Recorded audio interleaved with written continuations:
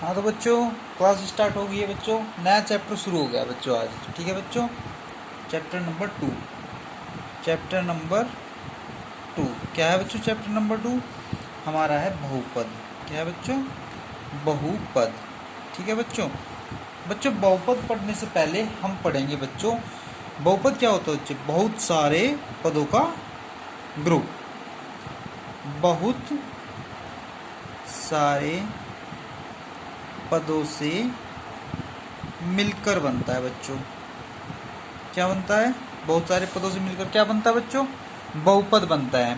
अब बच्चों पदों से मिलकर बनता है ना, तो पद क्या है बच्चों? इसके बारे में भी पढ़ना पड़ेगा बच्चों। पद भी दो तरीके के होते हैं, इसी के बारे में पढ़ाऊंगा डिटेल से। पहले बहुपद बाद में पढ़ेंगे बच्चों। पदों से मिल दो पद होते हैं बच्चों, एक चर पद होता है और एक अचर पद होता है बच्चों। ठीक है बच्चों, चर पद और एक अचर पद बच्चों। उसको चर राशि और उसको अचर राशि भी कहते हैं। ठीक है बच्चों, इसके बारे में पढ़ेंगे बच्चों जल्दी से। बच्चों जो चर पद होते हैं ना, वो क्या होते हैं? चर पद क्या होते हैं बच्चों? जैसे बच्चों चर पद क्या होते हैं बच्चों? एक्स वाई जेड बच्चों। और अचर पद क्या होते हैं बच्चों? हम नॉर्मली पढ़ते हैं 1 2 3 डॉट डॉट डॉट बच्चों। ए बी सी ये भी क्या होते हैं? अचर पद होते हैं बच्चों। इसके बारे में डिटेल से बताऊंगा बच्चों। चर पद का मतलब क्या होता है बच्चों? चर पद का मतलब होता है जो बच्चों जैसे x है, y है और z है बच्चों।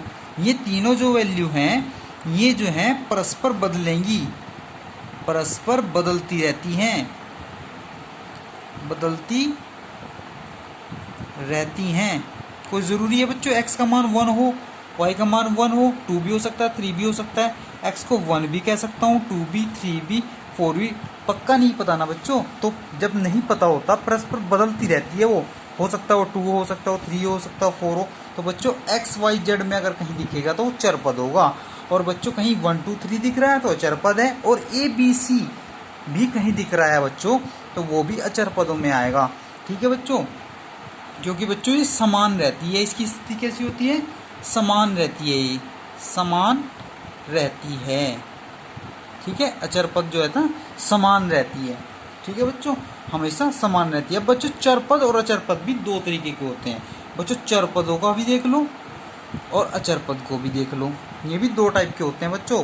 बिल्कुल जीरो से समझाऊंगा बिल्कुल बच्चों। ये होता है एक स्वतंत्र, एक होता है बच्चों स्वतंत्र चर, और एक क्या होता है बच्चों? एक होता है परतंत्र चर। ठीक है बच्चों, एक स्वतंत्र चर और एक परतंत्र चर बच्चों। इसके बारे में भी डिटेल से पढ़ो। स्वतंत्र चर क्या होता है?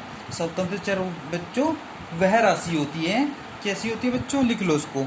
स्वतंत्र, मैं लिख दे रहा हूँ बच्चों। ठीक है बच्चों, मैंने लिख दिया है, देख लो बच्चों। स्वतंत्र चर वह राशि का प्रकार होता है जो कोई भी मान ग्रहण कर सकता है। ठीक है बच्चों, कोई भी मान ग्रहण कर सकता है। इसका एग्जाम्पल देख लो बच्चों, इसका एग्जाम्पल से पता लगेगा बच्चों। अगर मैंने कहा y = 5x + 9 बच्चों, ध्यान से देखो। इसमें जो x है हमारा, ये क्या है? ये बच्चों स्वतंत्र चर है। क्या बच्चों? स्वतंत्र चर। अब कहोगे बच्चों ये स्वतंत्र क्यों है? बच्चों x की कोई भी वैल्यू रख दो, कोई दिक्कत नहीं है। x की कोई भी वैल्यू रख दो, स्वतंत्र है, कोई दिक्कत नहीं है। x को 1 रख दो, 2 रख दो, 3 रख दो। लेकिन बच्चों जब x का कोई मान रखेंगे, x का मान अगर 1 रख दिया बच्चों तो 9 और 5 14 है, तो y आएगा ना। तो बच्चों y जो है ना इस पर डिपेंड करने लगा, इस पर क्या करने लगा बच्चों? आश्रित हो गया। तो बच्चों उसको क्या कहेंगे हम? परतंत्र चर। इसको क्या कहेंगे बच्चों? परतंत्र चर। ठीक है बच्चों, ठीक है बच्चों। और इसको दूसरे रूप में कहते हैं बच्चों आश्रित चर। ठीक है बच्चों, आश्रित चर। तो बच्चों समझ में आ गया? स्वतंत्र जो कुछ डायरेक्टली रख दो और उसके बाद जो जब इसके रखने से ये वैल्यू आएगी तो बच्चों होगा हमारा परतंत्र चर। तो इसकी परिभाषा भी लिख दे रहा हूँ बच्चों, लिख लो बच्चों। हाँ तो बच्चों लिख लो बच्चों, मैंने लिख दिया है, देख लो बच्चों। परतंत्र चर वह राशि है जिसका मान पूरी तरह से स्वतंत्र चर के मान पर निर्भर रहता है। बच्चों मैंने बताया ना, स्वतंत्र चर का जब मान रखेंगे उस पर निर्भर है वो। जब हम इसके 1 रखेंगे तभी तो y आएगा, तभी y आएगा ना बच्चों। तो हम जब x की कोई वैल्यू रखेंगे तब y आएगा। तो बच्चों इस पर आश्रित है वो, इसलिए वो परतंत्र चर है। स्वतंत्र है कुछ भी रख दो, कोई दिक्कत नहीं है। ठीक है बच्चों, तो आगे चलें। चलो बच्चों आगे चलते हैं। बच्चों अब देखते हैं हम किसको, अचर पद को। बच्चों अचर पद क्या है? अचर पद भी 2 तरीके के होते हैं। एक होता है बच्चों निरपेक्ष, निरपेक्ष अचर, ठीक है बच्चों। और एक होता है बच्चों स्वेच्छ अचर, ठीक है बच्चों। अब निरपेक्ष अचर को देख लेते हैं बच्चों। इसकी डेफिनेशन लिख दे रहा हूँ बच्चों, लिख लो। हाँ तो बच्चों मैंने लिख दिया है बच्चों, इसको समझ लो। बच्चों मैंने लिख दिया है, ठीक है बच्चों। वह अचर राशि, निरपेक्ष अचर में बता रहा हूँ बच्चों, वह अचर राशि जिसका मान प्रत्येक गणितीय क्रिया में समान होता है उसे निरपेक्ष अचर राशि कहा जाता है। बच्चों उसका एग्जाम्पल लो तब समझ में आएगा। ये मैंने एग्जाम्पल ले लिया बच्चों, जैसे 1 2 3 पाई, ये क्या होते हैं बच्चों? ये होते हैं निरपेक्ष अचर। बच्चों ये कैसे होते हैं? देखो बच्चों, y इक्वल टू जो हर जगह समान रहते हैं बच्चों, y equal to x plus 5। देखो बच्चों इसमें 5 है ना, ये क्या है हमारा? ये निरपेक्ष है बच्चों, निरपेक्ष। ये क्या है बच्चों? निरपेक्ष अचर। बताओ बच्चों ये बदलेगा थोड़ी।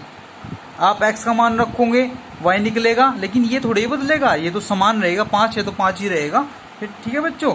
ये थोड़ा ही बदलेगा किसी के बदलने से, ठीक है बच्चों। तो ये हुए निरपेक्ष अचर, ठीक है बच्चों। अब देख लेते हैं हम स्वेच्छ अचर की तरफ, ठीक है बच्चों। स्वेच्छ अचर, इसकी डेफिनेशन लिख दे रहा हूं मैं।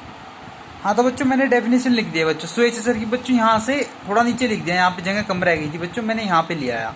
लिख लो बच्चों, स्वेच्छ अचर वह राशियां होती है बच्चों, स्वेच्छ अचर वह राशियां होती है जिनके मान गणितीय क्रिया में समान रहते हैं। समान तो रहते हैं लेकिन संदर्भ बदलने पर मान में परिवर्तन आ जाता है बच्चों। बच्चों एग्जाम्पल से बताऊं, एग्जाम्पल लेकर देखो बच्चों। मैंने एक आपने पढ़ा होगा y equal to m x plus c, ये रेखा का समीकरण होता है बच्चों। रेखा का समीकरण जब निकालते हैं तो हम इससे m स्लोप से निकालते हैं, ठीक है बच्चों। m होता है हमारा स्लोप वहाँ पर। बच्चों ये जो m होता है ना, और m और c ये क्या होता है बच्चों? ये स्वेच्छ अचर होता है बच्चों, स्वेच्छ अचर। ये क्या होते हैं बच्चों? स्वेच्छ अचर। क्योंकि बच्चों रेखा बदलेगी तो m और c भी बदलेगा। तो बच्चों बदलेंगे ना, अगर रेखा सेम है तो m और c हमारा स्वेच्छ अचर रहेगा, ठीक है बच्चों। लेकिन रेखा बदलने पर जब हम रेखा बदलेंगे तो m और c स्वेच्छ अचर कहलाएंगे बच्चों, ठीक है बच्चों। चलो तो बच्चों आगे चलते हैं। हाँ तो बच्चों आगे चलते हैं और बताते हैं बच्चों बहुपद। थोड़ा सा बता देंगे बच्चों, फिर हम कल पढ़ाएंगे इसके बारे में, ठीक है बच्चों। इसको नोट डाउन कर लेना, ठीक है। लिख लो बच्चों, आगे चलते हैं जल्दी से। थोड़ा सा पढ़ लेते हैं बच्चों बहुपद के बारे में, बाकी फिर कल स्टार्ट करेंगे बच्चों, ठीक है। बहुपद बच्चों हमने पद के बारे में पढ़ लिया।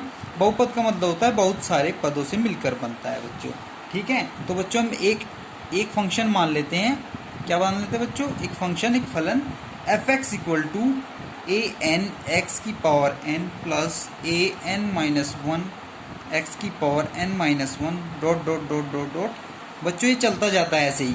और बच्चों देखो ए एन है, ए एन माइनस वन है, तो बच्चों जैसे ये बढ़ता जाएगा तो हम लास्ट में एन माइनस एन कह देंगे। क्योंकि बच्चों लास्ट वाली संख्या को देखेंगे ना, एन, तो लास्ट वाला एन है, ठीक है बच्चों। तो एन में से एन घट गया, और बच्चों एक्स की पावर क्या लिखेंगे यहाँ पे? एन माइनस एन लिख देंगे। लेकिन बच्चों इससे पहले वाला एक पद होता है, इससे पहले वाला पद देख लो बच्चों, ए एन। यहाँ पे क्या है बच्चों? यहाँ पे एक पद घटा देंगे एन में से, एन माइनस वन, ठीक है बच्चों। और ये तो ए एन हो गया हमारा बच्चों, इससे पहले वाला पद है ये। और बच्चों एक्स की पावर में भी ऐसे ही कर देंगे हम। यहाँ पे लिख लो इसको बच्चों, यहाँ पे थोड़ा इसके पीछे लिख लो। तो बच्चों जब हम इसको सोल्व करेंगे, देख लो बच्चों, ये मैंने ऊपर लिख दिया। जब बच्चों इसको सोल्व करेंगे तो बच्चों ये ऐसा आएगा, देख लेना। देखो ए एन एक्स की power n plus a n minus one x की पावर एन माइनस वन बच्चों dot dot dot dot dot. ये लास्ट में जो आएगा ना, ये लास्ट वाला क्या आएगा? ये तो आएगा ए एन माइनस एन, तो जीरो हो जाएगा, और एक्स की पावर जीरो हो जाएगा। तो बच्चों इसका तो मान वन हो जाएगा। और इससे पहले वाले पद जो है ना बच्चों, ए एन, तो बच्चों वहाँ पे आ जाएगा एन माइनस एन से कट जाएगा और वन आ जाएगा बच्चों। तो ए वन आ जाएगा बच्चों, ए वन, और एक्स की पावर वहाँ पे वन आ जाएगा, तो ए बस, ठीक है बच्चों, ए वन एक्स की पावर वन। तो बच्चों ये इससे पहले वाला पद होता है। तो बच्चों ये क्या होगा? हमारा बहुपद, ठीक है बच्चों। अब बहुपद में क्या क्या होता है बच्चों? ए एन एक्स की पावर n कोमा ए एन माइनस वन, एक्स की power n minus one dot dot dot a1x और a0। ये क्या होते हैं बच्चों? ये बच्चों पद होते हैं, टर्म्स होती हैं। ये होते हैं बच्चों पद। किसके? बहुपद के पद होते हैं। ये बहुपद के पद हैं, ये अलग अलग, ये भी ये भी ये भी और ये भी बच्चों, और उससे बीच वाले सारे। ठीक है बच्चों। और जो इसके ये मल्टीप्लाई में होते हैं ना बच्चों, एक्स की पावर n का गुणांक, एक्स की पावर n का गुणांक कौन है बच्चों? एक्स की पावर n का गुणांक क्या है? an। और बच्चों एक्स की पावर n माइनस वन का गुणांक क्या है बच्चों? लिखो बच्चों, वो है an minus one. Dot dot dot ऐसे ही चलते जाएंगे बच्चों। तो a हमारा x का गुणांक क्या है बच्चों? x का गुणांक क्या है हमारा? लास्ट में x का गुणांक हमारा है a1। तो बच्चों ऐसे ही हम इनको क्या बोलेंगे? ये बच्चों क्या होती है हमारी? ये होती है बच्चों हमारी, ये बच्चों हमारी क्या होती है बच्चों? ये सारी की सारी क्या होती है हमारी? ये वास्तविक संख्याएं होती है बच्चों, वास्तविक संख्याएं। ठीक है बच्चों। इनको हम अचर पद भी कहते हैं। ये बच्चों क्या होती हैं? अचर पद भी होंगे। हमने बताया था ना बच्चों, जो ए बी सी के रूप में होंगे वो अचर पद भी होंगे। ठीक है बच्चों। तो आज की क्लास हम यहीं पे समाप्त करते हैं और कल बताएंगे बच्चों आपको बहुपद के बारे में बहुत ही अच्छे मेथड से। Thank you.